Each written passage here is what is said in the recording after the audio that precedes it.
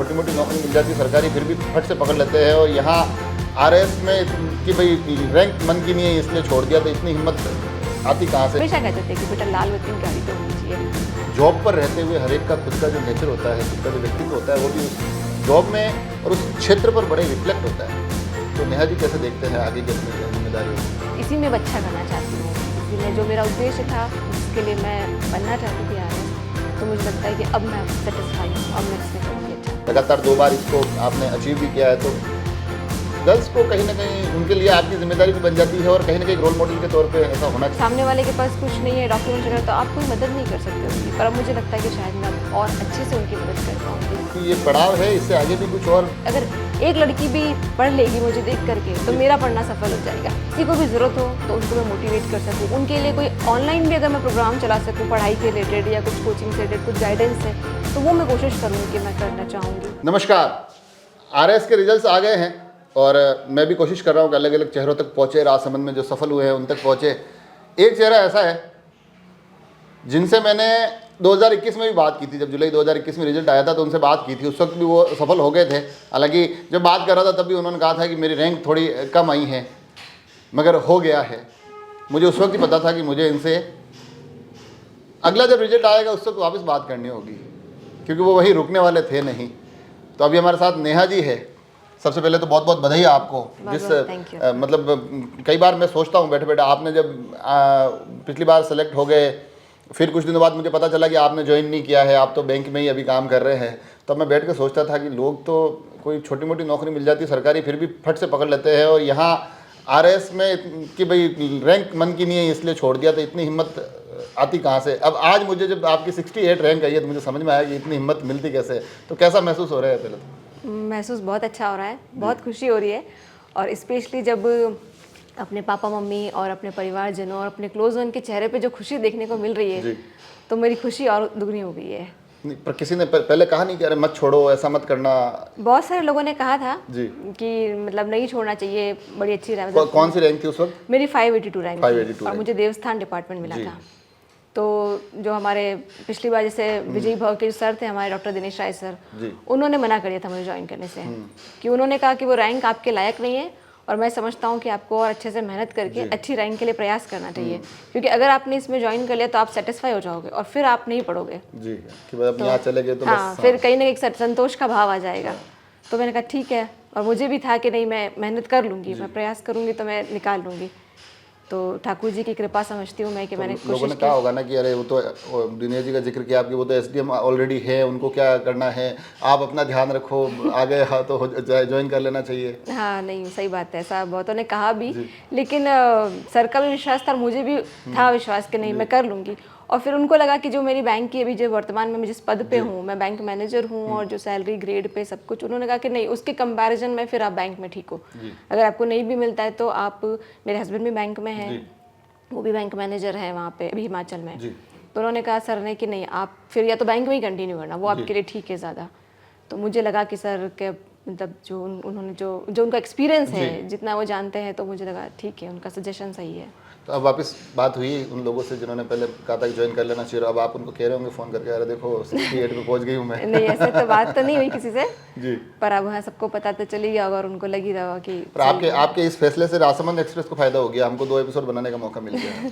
तो अब यहाँ पर सवाल वो भी बनता है कि 68, जैसे कि मैंने विवेक जी से भी बात की थी, तो उनको मैंने ये कहा था कि ये पड़ाव है या बस सब कुछ प्राप्त कर लिया है? तो नेहा जी के लिए भी ये पड़ाव है, इससे आगे भी कुछ और दौड़ नहीं, मेरे ख्याल से अब ये मेरा पड़ाव है, क्योंकि अब हाँ जी, क्योंकि मेरा क्या अब यूपीएससी का अटेम्प्ट तो अब है नहीं, उम्र होगी है मेरी, तो यूपीएससी तो मैं नहीं फाइट कर सकती हूँ, और मैं बस इसी में अच्छा करना चाहती हूँ, इसी में जो मेरा उद्देश्य था जिसके लिए मैं बनना चाहती थी आरएएस, तो मुझे लगता है कि अब मैं सेटिस्फाई हूँ, अब मैं इसमें करूँगी अच्छा। तो आगे के एम क्या है कि भाई ये अब ज़िंदगी को ऐसे चलाना है? क्योंकि अधिकारियों से हम कई बार देखते हैं, मैंने पिछली बार भी आप लोगों के इंटरव्यू लिए थे, उसमें से कई लोग अब अलग अलग पदों पर काम कर रहे हैं, कई अलग अलग अधिकारियों को भी हम देखते हैं।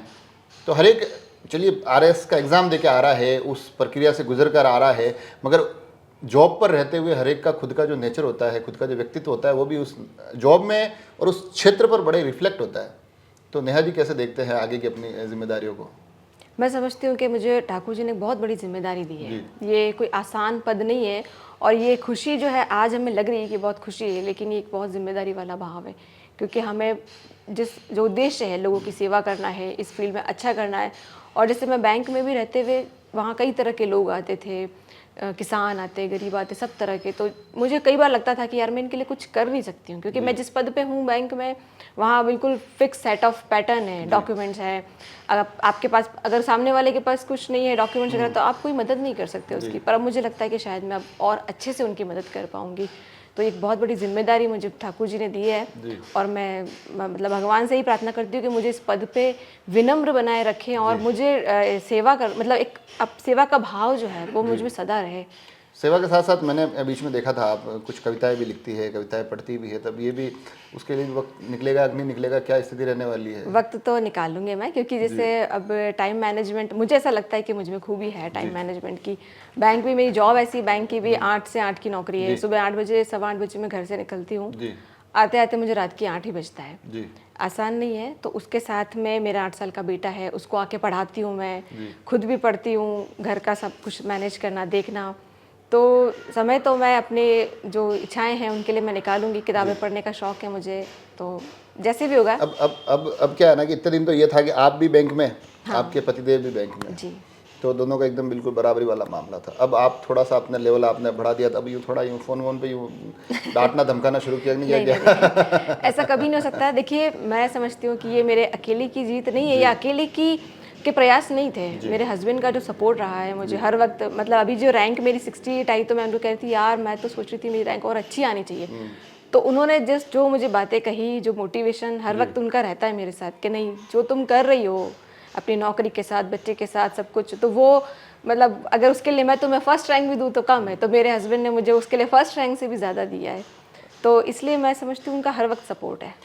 सपोर्ट के साथ साथ, क्योंकि एक चीज़ मैं देखता हूँ कि जैसे पिछली बार जो 2021 के रिजल्ट्स आए थे रासमन को देखते हुए, उसमें भी शायद मेरे को जहाँ तक अगर मैं गलत नहीं हूँ तो महिला चेहरा आप ही थे अकेले जी। इस बार भी शायद महिला चेहरा आप अकेले एक ही आप ही हैं। तो आपको नहीं लगता है कि अब कहीं ना कहीं ये आपने जो बेहतर किया है, लगातार 2 बार इसको आपने अचीव भी किया है, तो गर्ल्स को कहीं ना कहीं उनके लिए आपकी जिम्मेदारी भी बन जाती है, और कहीं ना कहीं एक रोल मॉडल के तौर पे ऐसा होना चाहिए? क्योंकि मैंने इस मेवाड़ आंचल में देखा है कि थोड़ी सी, और विशेष तौर पे हमारे राजसमंद रीजन में, कि थोड़ी सी इन चीज़ों को लेकर अवेयरनेस कम दिखती है मेरे को। जी, आपका कहना बिल्कुल सही है, और मैं खुद भी समझती हूँ।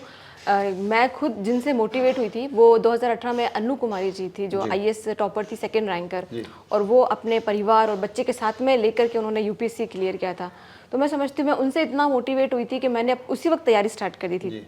तो मुझे लगता है कि स्पेशली जो फीमेल्स हैं, गर्ल्स कैंडिडेट है, कोई बहुत सी लोग शादी के बाद पढ़ाई छोड़ देते हैं, या बहुत सौ का उद्देश्य होता है कि ठीक है हमें ग्रेजुएशन करनी है, शादी करनी है। तो मुझे ऐसा लगता है, और उनको ऐसा होना भी चाहिए कि मतलब मैं उनको मोटिवेट कर पाऊँ, उनके लिए प्रेरणा बन पाऊँ, तो ये मेरे लिए खुशी की बात होगी। अगर एक लड़की भी पढ़ लेगी मुझे देख करके, तो मेरा पढ़ना सफल हो जाएगा। जी, एक आखिर में एक सवाल जो मैं इन दिनों कोशिश कर रहा हूँ, जिनसे भी ये सफल अभ्यर्थी है उनसे मैं पूछूँ, तो ये जरूर पूछूँ क्योंकि आपका जो अधिकार क्षेत्र रहने वाला, जहाँ आपकी ज्वाइनिंग होने वाली, वो यकीनन आपके घर परिवार से दूर होने वाली, आपके क्षेत्र से दूर होने वाली, वहाँ आप जैसे भी काम करेगी, आपने बताया है कि मैं विनम्र बनी रहूँ, या तमाम चीज़ें आपने बताई है, मगर उसके साथ साथ जो अपना गृह क्षेत्र है उसको लेकर भी क्या सोचती है आपकी? अगर मैं कुछ अच्छी जगह गई तो इनके यहाँ पर भी मैं ये चीज़ें इम्प्लीमेंट करना चाहूँगी, ऐसा कुछ? मुझे ये लगता है कि जैसे पढ़ाई के लिए स्पेशली हमारा ये जो रीजन है, इस पे कहीं कोई कोचिंग इंस्टीट्यूट नहीं है, कोई पढ़ाई का ऐसा माहौल नहीं है। तो मेरी कोशिश रहेगी कि यहाँ के बच्चों को, किसी को भी ज़रूरत हो तो उनको मैं मोटिवेट कर सकूँ। उनके लिए कोई ऑनलाइन भी अगर मैं प्रोग्राम चला सकूँ पढ़ाई के रिलेटेड, या कुछ कोचिंग से रिलेटेड कुछ गाइडेंस है, तो वो मैं कोशिश करूँगी कि मैं करना चाहूँगी। इसके अलावा एक हमारा NGO भी है जिसके थ्रू हम छोटा मोटा एक तरीके से कुछ काम भी करते हैं, बच्चों को चप्पल वितरण और चरण पादुका है उनके लिए। जी, तो वो भी हमारी कोशिश है कि हम उसमें भी, मैं नहीं भी रह जाती हूँ कई बार, तो हमारा ग्रुप है जिनके सदस्य जाते हैं, तो कोशिश बनी हुई है कि कुछ अच्छा हम कर सके अपने क्षेत्र में। कोचिंग वाला आप कह रहे हैं, कोचिंग वाला जहाँ तक मेरे को ध्यान है 2021 में उस वक्त के SDM दिनेश राज सापेला जी ने एक विजयी भव करके कार्यक्रम चलाया था, आप तमाम लोग उसमें जुड़े हुए भी रहे थे, उससे भी सफल भी हुए थे।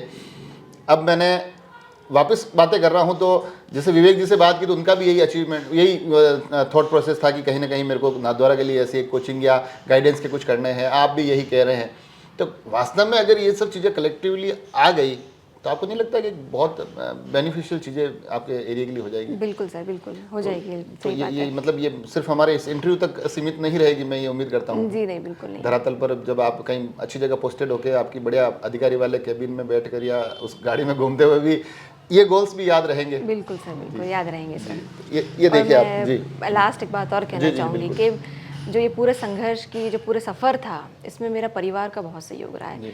मेरे माता-पिता का, जिन्होंने मतलब बचपन से मेरे पिताजी का एक सपना था कि मुझे आरएस बनाना है। उन्हें हमेशा कहते थे कि बेटा लाल बत्ती गाड़ी तो होनी चाहिए। और आज भी मतलब मेरी शादी भी हो गई, बच्चा भी है, लेकिन उनका इतना सपोर्ट है। मम्मी बच्चे को संभालती है, पूरा उस पर ध्यान देती है ताकि मैं फ्री रह सकूँ, मैं पढ़ सकूँ।